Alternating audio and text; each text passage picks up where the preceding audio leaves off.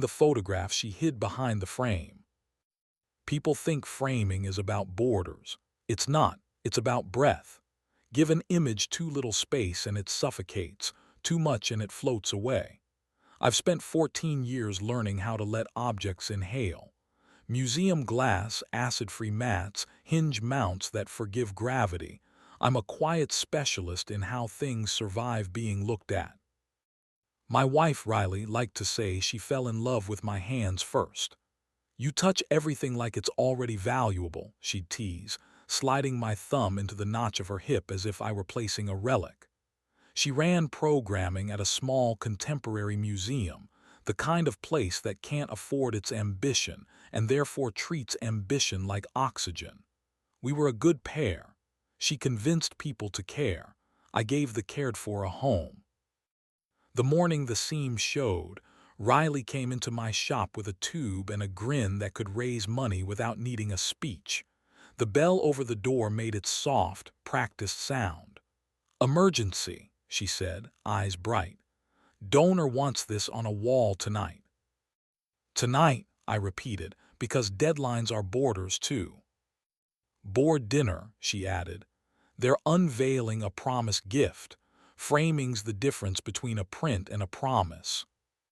She slid the tube across the counter. I unrolled careful. A gelatin silver print, street photography, early 70s. Two figures in raincoats passing under a theater marquee, caught in the electrical split-second that makes strangers mythic. It was gorgeous the way accidents sometimes are. "Artist's estate signed off this morning," Riley said. "I told them my husband was a magician." "Your husband is swamped," I said, but my hands were already making room on the work table. "Shadow gap, warm white 8-ply, oiled walnut." She smiled. "You see me." "I see the print," I said, and earned the eye roll she saves for my faux modesty. She leaned across the counter and kissed me like we were still pulling each other across sofas just because they existed. Lemon lip balm, coffee, the little catch in her breath that tells me when her day will be a fight. "You're the best," she said. "I'll pick it up at 5." I worked fast and exact. Cut the mat, squared the walnut, polished the museum glass until it gave back nothing but a cleaner version of the shop. The print deserved a backer board, a dust cover, stainless points set with the careful pressure you use when a thing can't be replaced. On the last step, papering the back, I reached for the roll of brown craft and came up empty. We'd blown through a shipment. No one but me would notice the difference if I used the heavier white I keep for archival restorations, but the brown would look right in photos at a board dinner. I checked the cabinet under the packing table, where I sometimes stash a backup roll behind canvas offcuts and a box of brass sawtooth hangers. There was a roll. I slid it free and something else dislodged with it. A small envelope scuffed with my shop's return address in my handwriting, the way I label orders held for pickup. No name. I must have shelved it months ago. I should have ignored it. Instead, I did what my hands do. I opened carefully. Inside was a photograph no bigger than my palm, a borderless instant print, the kind that develops while you decide what to do next. A hotel balcony. A river bending steel into obedience. A woman with her back to the camera, hair up, the line of her shoulder blade making an argument for sculpture. She was wearing a slip the color of poured milk. She could have been anyone. She was. Riley has a freckle at the base of her neck that looks like a period to a sentence nobody finished. The freckle was there. My first thought was technical. Exposure is a religion you never fully leave. My second thought pulled everything out of me that wasn't bone. The print had been wedged behind the craft in my cabinet, in my shop, in my handwriting. I turned the photo over like it might carry a caption kind enough to save me. A line of ink I recognized as Riley, "Hide this for me." Another line in a different hand, "Monday after the dinner." Same balcony. Breath does a thing when you learn a fact that rearranges a room. It forgets it's a verb. I stood with the little square in my palm and listened to my own body fail at its job.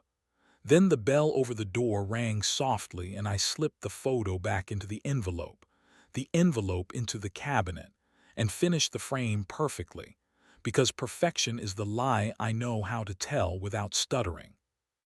At 4:57, Riley swept in with the kind of hurry that makes strangers forgive you for bumping their shoulders. She looked at the framed print and let out a sound that sits halfway between pride and relief. "God, Leo," she said. "It's like you listened to it breathing." "Shadow gap helps," I said. I wrapped the piece like a promise and helped her carry it to the car. On the sidewalk, she caught my wrist. "We still good to meet there later. I want you in the room when they hang this. Board needs to see the man who made it look inevitable." I nodded. My mouth did something approximating a smile. "I'll lock up and come by."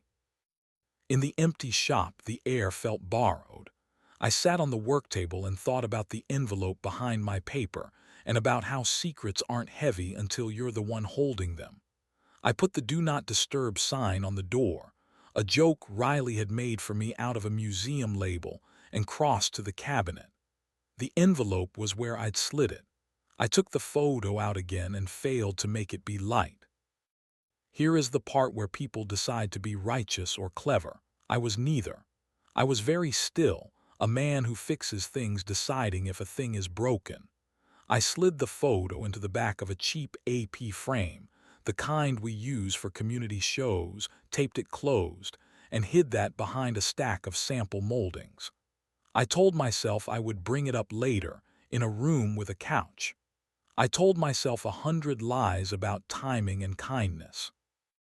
Then I did a small, bad thing that felt like a kindness to the part of me that wanted to combust. I checked the back of the framed print I just finished for Riley. People hide things in frames all the time.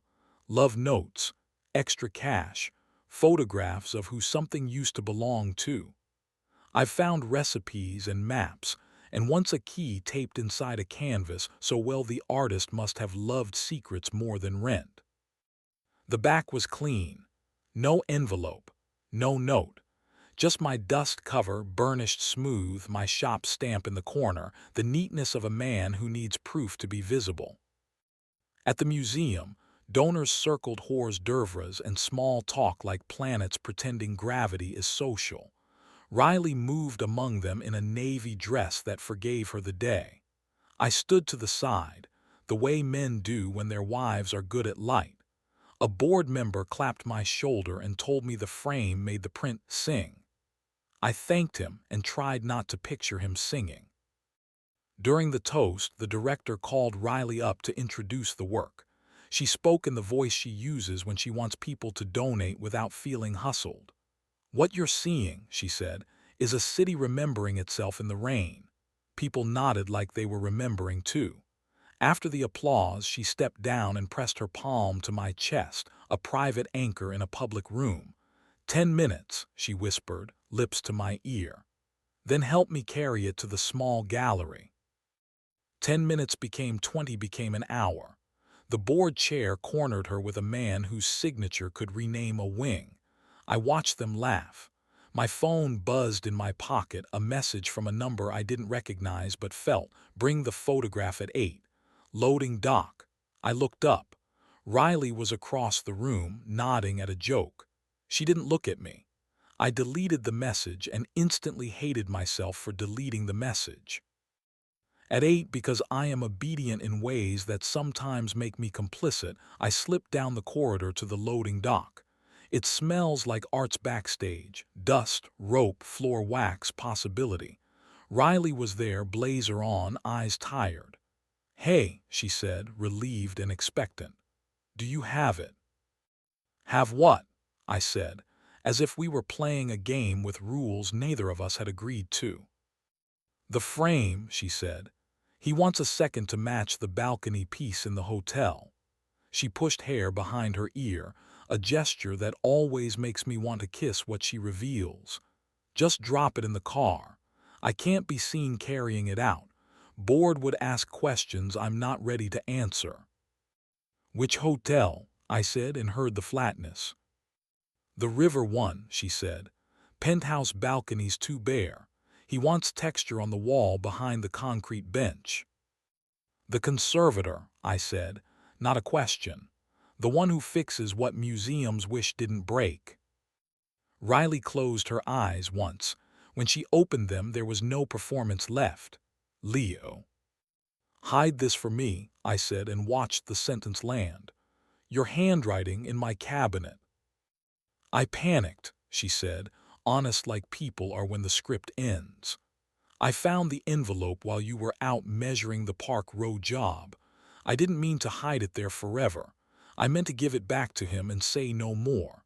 Then the dinner hit and the day got loud and I decided you wanted both the promise and the secret," I said. "A good frame for each." She swallowed. "I wanted to be found without having to confess. There's a difference. It's small and ugly and it kept me alive last week." I leaned against a crate stamped fragile in a font that distracts from the truth. "Did you sleep with him on that balcony?" "Yes," she said. "No theatrics. Once. It felt like standing in wind. It felt like the first time your hand touched the back of my knee while you were explaining museum glass to me like it was poetry. It felt like getting away with something and realizing I was getting away from myself." The loading dock door opened and a man stepped in wearing the sort of apology that comes with good posture. He was older than me by a handful of careful years, handsome in the way competence can be handsome. "Riley," he said, then saw me and adjusted. "I'll come back." "Stay," I said, which surprised all three of us. I didn't want a duel. I wanted a map. He nodded. "My name is Cole," he said to me, as if a first name could soften a geometry problem. "I restore paintings. I should know better than to add brushstrokes where there were none." "Do you love her?" I said, and hated myself for needing the melodrama of the question even as I reached for it. "I love the way she looks at a ruin and sees scaffolding," he said. "I love her work. I don't love stealing from rooms I'm not invited into." The ugly grace of that made me want to be cruel. I was. Instead, I set the wrapped frame on the dock and slid my hands into my pockets because otherwise they would have reached for Riley's waist and confused proximity with decision. "Here, what happens?" I said, and heard my voice take on the calm of someone who has mended 1,000 torn paper hinges. "You take nothing out of this building tonight. You delete my wife's code from whatever door you think you own. You both tell the truth in rooms that don't echo." Riley nodded, wet-eyed but upright. "I already told him it was over," she said. "Before the board toast, before I asked you to come tonight, I told him I want to build the boring kind of happiness, the kind you have to clean and feed." "I'll respect that," Cole said. He looked at me like a man offering you back your own ring. "For what it's worth, she talked about you like a craftsman talks about a tool that never fails. Not the romance you want to be compared to. The kind that lasts." "Tools break," I said. "The good ones get repaired." He left by the service hall. The door hissed shut. Riley and I stood in the fluorescent hum that tells you no one is pretending to be a gallery back here. "Do you want me to go home with you?" she asked. "Or pack a bag and leave you with the good plates?" "I want you to come home," I said, which surprised me less than it should have. "I want to look at the photograph together and decide whether it stays evidence or becomes a thing we survived. I want to hate you for a few hours and love you for the rest of my life. I want precision and forgiveness in that order." We carried the framed print back to the small gallery and hung it like a sacrament. She adjusted the bubble with 2 fingers. I tapped the frame corner so it settled against the wall. The photograph breathed. We did too. At home, we put the little balcony print on the kitchen table like a witness and made tea we didn't drink. Riley told the story the way conservators talk about damage, without romance, with respect. She told me where she'd been lonely and where I'd been absent and where wanting to be wanted turned into a hobby. I told her where I'd fallen in love with being necessary and forgotten to be interesting. We didn't try to win. We tried to sand the splinters. In bed, we didn't use our bodies to argue. We used them to remember. Slow, careful, the kind of heat that says I'm here and you are too. The erotic came back in a different register, not a verdict, not an apology, a language that asks and answers. When we stopped, it was because stopping mattered. Sleep found us arranged like a hinge. We kept the photo, not on a wall, in a flat file in my shop, labeled like any other fragile thing, handle from edges. Sometimes, when the day gets loud, Riley comes by for lunch and we open the drawer, look at it, and close the drawer again. Not to punish ourselves, to remember what doors do and sometimes shouldn't. Weeks later, a couple brought me a family portrait with a tear through a child's face. Could I fix it so the scar didn't show? I told them the truth. I could stabilize the paper, inpaint the worst. The line would remain softer, part of the story. The father almost cried. The mother did. Maybe that's better, she said. Riley and I still fight. We still get it wrong. We still touch with the greed of people who thought they might lose the right. She moved the board dinner to a cheaper venue the next month and called it ethics. I started telling clients that frames aren't magic. They're choices you maintain. Some loved me more for saying it. Some went elsewhere, which is its own kind of mercy. Sometimes I think about the balcony and the wind Riley said it felt like. Sometimes I go out on hours with a beer and let the city push at me. I put my hand on the rail and think about breath, about borders, about what we keep and what we let out into the air. When Riley steps beside me, hip to hip, and leans the weight of her day into my shoulder, I don't ask for a promise. I take the moment offered and try to make a home around it. The photograph behind the frame taught me something my trade always knew, but I needed to learn at home. The back matters as much as the front. If you want a thing to survive being looked at, you don't just pick a pretty molding. You hinge it right. You leave room. You use materials that won't betray the object later when the air gets mean. You check it in a year. You check it again.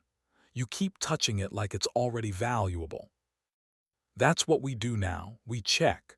We leave room. We hinge. And when Riley laughs at something on her phone and flips it face up without thinking, I feel a small, dangerous joy. Not because I've caught anything, because there's nothing to catch and the frame we've built isn't hiding a photograph anymore. It's holding one up. It's letting it breathe.